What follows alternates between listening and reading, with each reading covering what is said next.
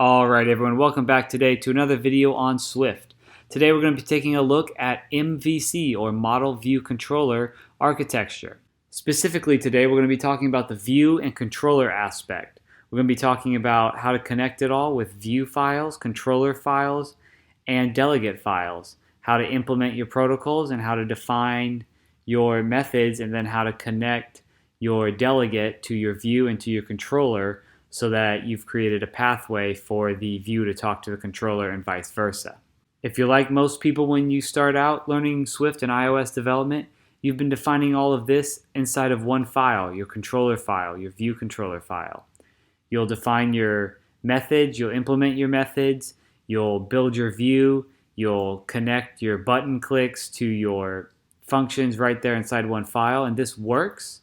However, as you try to scale your app, you'll realize it becomes very messy, and that is why in iOS development we follow the Model View Controller architecture. So now let's take a look at how to implement the view and controller aspect of Model View Controller so you can start to create organized, powerful apps. Let's get started.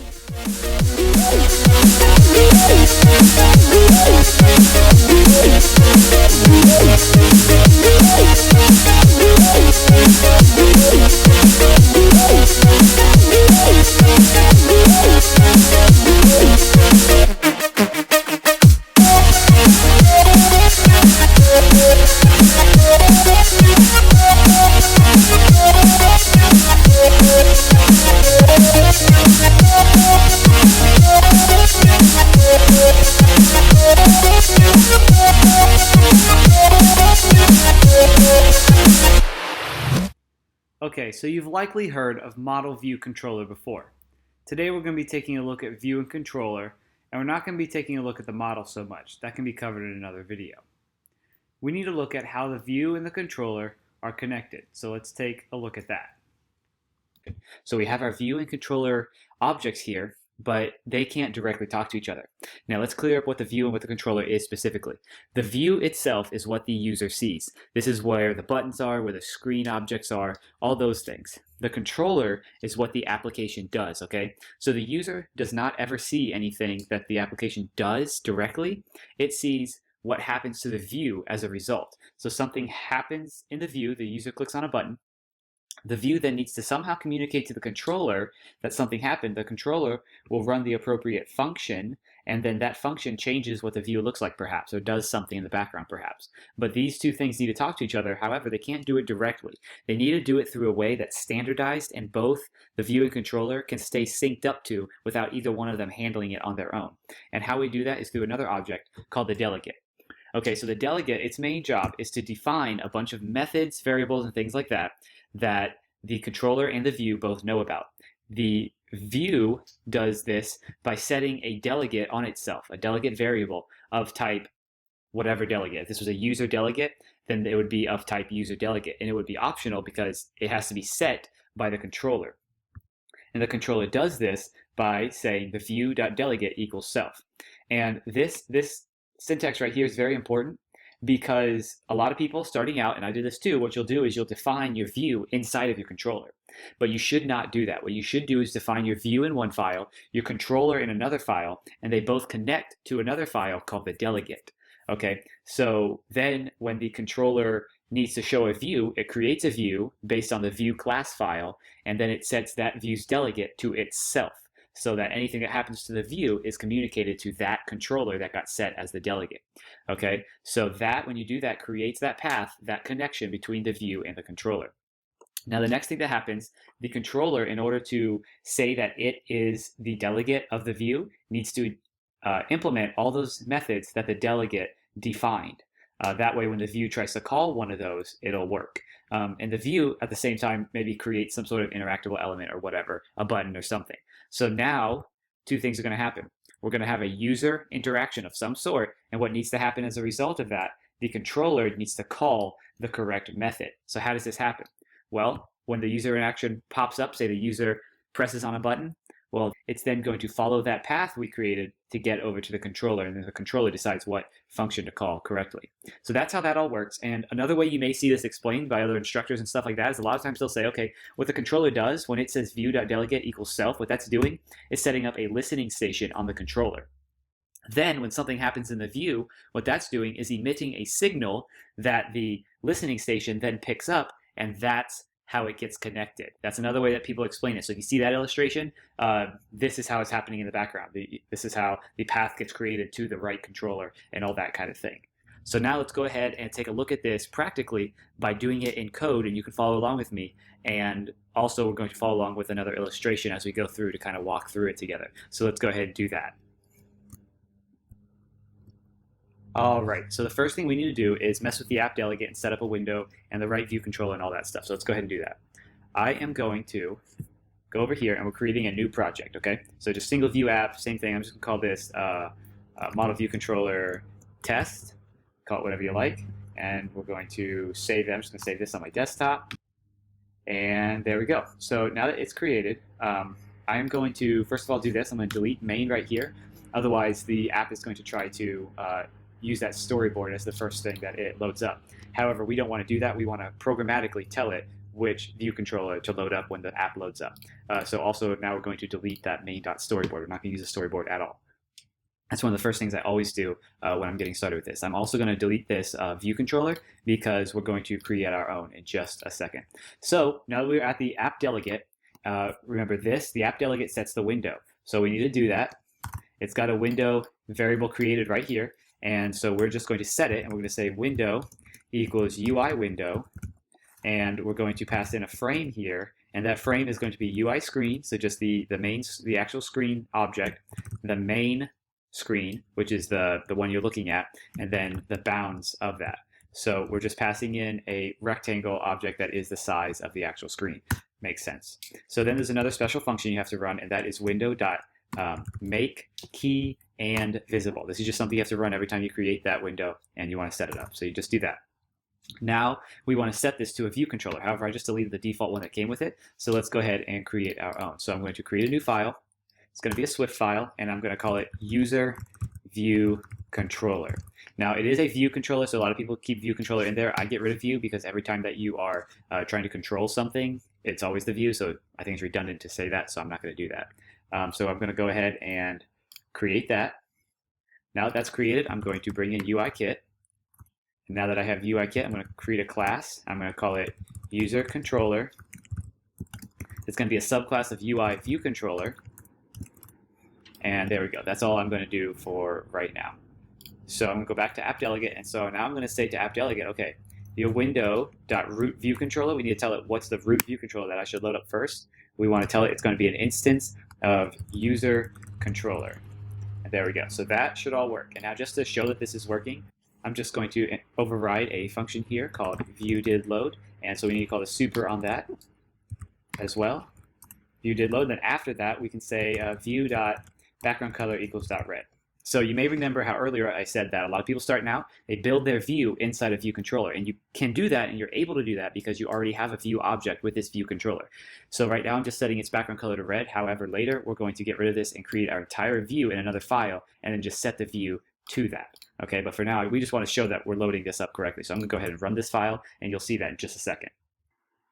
All right, so now we see that that loaded up correctly, and the view's background color did get set. So we are correctly doing this. So if we go back to our slides here, now that we have set the window and set its root view controller to the correct controller, and we saw that because we proved that the one we said should be red, it turned out to be red, so we know we did that correctly.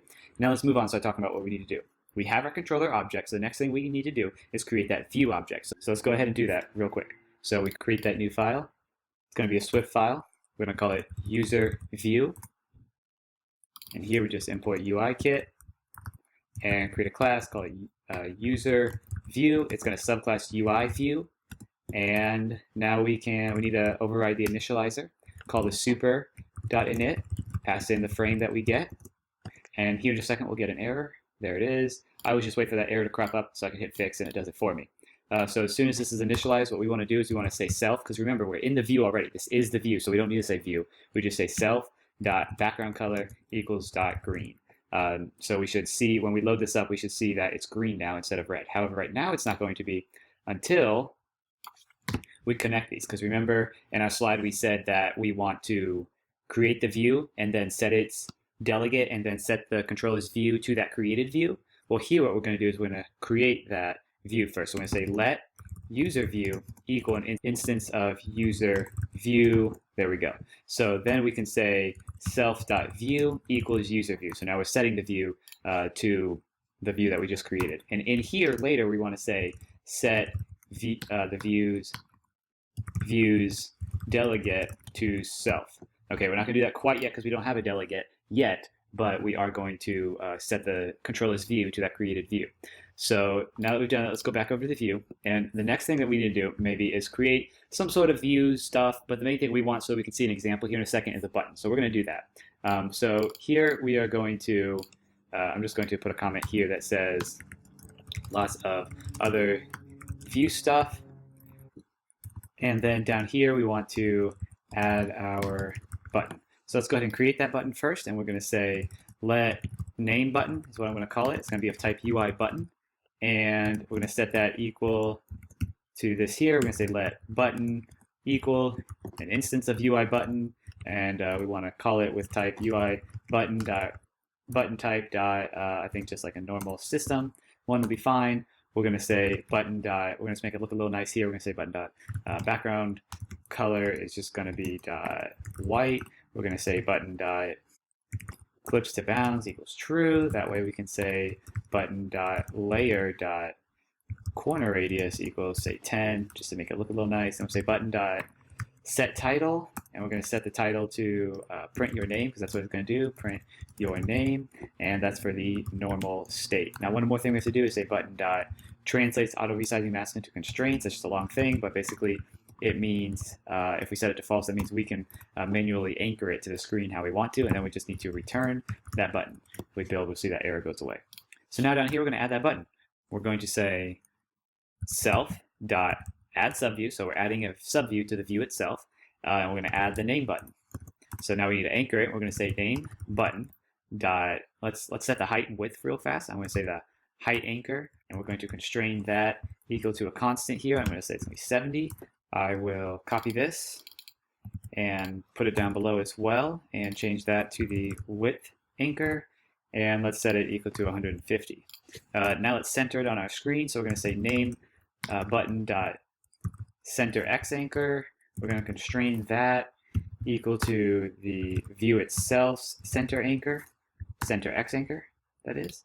And then we're going to copy that, put it on the line below, and change that to center it in the y direction as well. Now the last thing we need to do is to set all these to active. So dot is active equals true. And then I'm just going to copy that.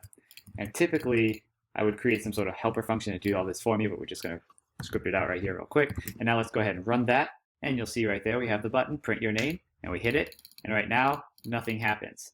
So how do we get something to happen? Well, let's go ahead and go back to our slides and look at what we need to do next. The next thing we need to do is define that delegate with the protocol inside of it. So let's do that. Let's go ahead and create that file. New file, it's going to be a Swift file. Call it user delegate. And this is pretty much the naming convention I at least personally use a lot. I will create the view, controller, and delegate, and I'll prepend them all with whatever object it is that I'm trying to do, or whatever functionality I'm trying to implement. So right here, I've prepended them all with user. All right, so now we have this file. So what do we need to do next? Well, we need to start implementing some of these methods. So the one we're going to use is the say name method. We're actually going to implement that. So let's go over here and let's do that. So we need to create a protocol, and we're going to call it user delegate. And then we are going to define the say name function. It's not going to take anything in. That's all. Well, now we need to make the controller implement that delegate, that protocol we just defined. And it's going to do that by implementing all those functions, and in our case, just the one function. So let's go ahead and do that. Let's go to the controller, and we are going to implement that delegate we just created. So how you do that is just a comma after the subclass, or if there's no subclass, just after the main class. And you say comma user delegate. So now it knows we're implementing that delegate, and it's going to give us an error here that tells us, okay, you're trying to implement this delegate, but you don't have any of the functions that it says you should. And if we just hit this fix right here, it'll add a protocol stub for us. So now we can just enter in whatever code we want. So here we're going to say print, and we're going to put just our name. So I'm just going to put my name in here, and now that we've implemented that defined function in the delegate. So I'm going to build to save all that, and we shouldn't get any errors, and we're good. So now how do we connect?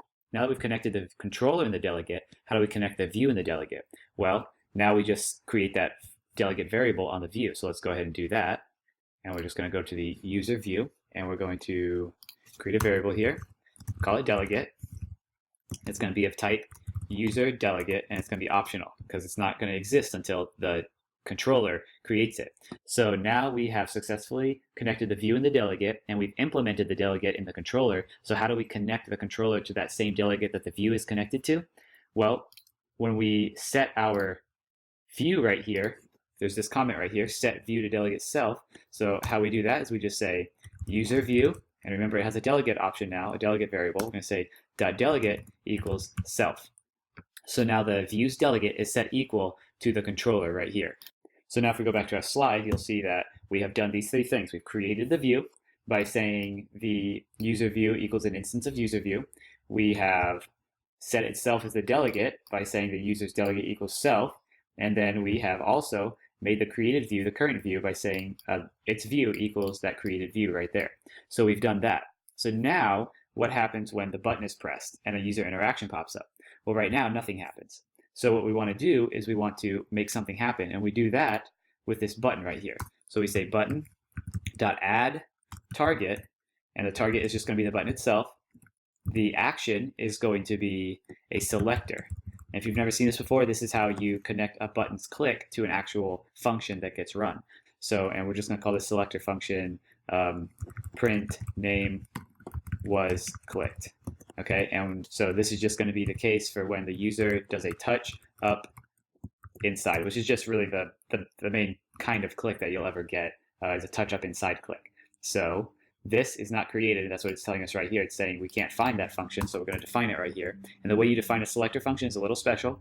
You say at Objective-C, you give it that right there, then you create your function.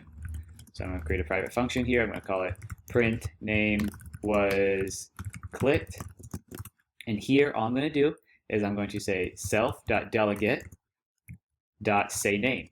So because the delegate is the controller and the controller implements a method called sayName, we can call it when that button is clicked. So now if we look at our controller, we'll see that all that sayName function does is print name. So now if we run again, when we click that button, we should see a print statement down here of our name. So now we click print, and there we go, Daniel, and we see, and you put your own name here, and you'll see your name pop up. So when the button was clicked, that user interaction popped up. It went through the delegate. It knew to go to the controller because that's what the delegate is, and the controller routed it to the correct method. And there you go. So that is how you connect the view and the controller and enable them to work together properly with separate files in the model view controller architecture. So if you like that video, go ahead and give it a thumbs up, share it with your friends. If you want to see more content like this, go ahead and subscribe. That really supports me. And go ahead and leave a comment down below what kind of content you'd like to see next time.